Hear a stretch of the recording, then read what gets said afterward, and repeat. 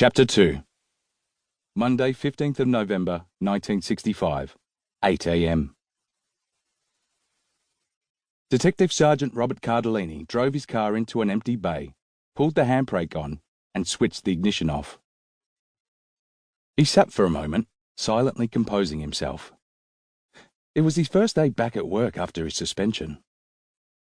Cardilini was a tall man. His once handsome features, turned spongy by drink, were framed by unkempt, dark hair with a few grey threads. His blue eyes had retreated into doubt and conflict under his heavy eyebrows. He was a man out of place in any era. His wife for 25 years, Betty, had died less than a year ago. Her death had left him lost, adrift. It was only their 18-year-old son, Paul, who had drawn him, struggling, out of his drunken mire. Paul, and the hope that he could still be of use as a policeman. He was thankful to be back. He sighed, pulled his cigarette packet from his pocket, tapped one out and put it in his mouth. Though he'd showered and shaved, he still felt like roadkill. He hoped he didn't smell like it. At 8 a.m. in November, it was already hot. It had been hot forever. He got out of his car and locked it, shifted the cigarette from one side of his mouth to the other, and walked towards the East Perth police station.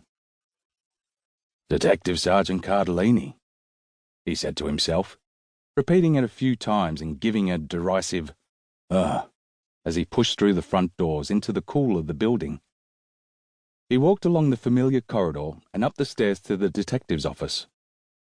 His immediate senior, Detective Inspector Bishop, would be his first port of call. He tapped at Bishop's open door, leaning against the doorframe.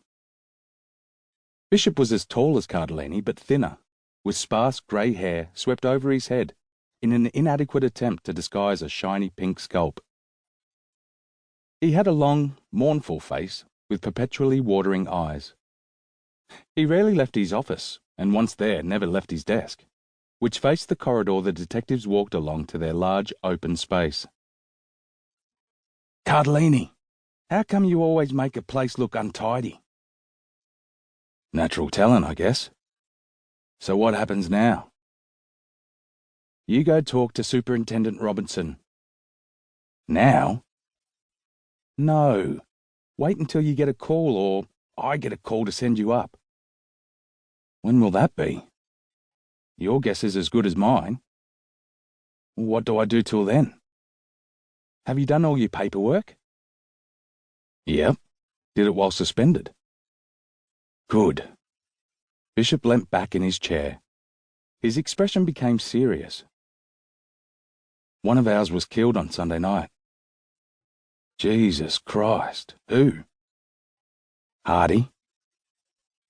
Cardilini sat slowly as the emotions flooded through him.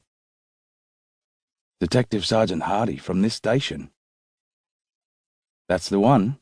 Your old partner." "Which branch has the case?" "He was last stationed here, so we have it." "Who's investigating?"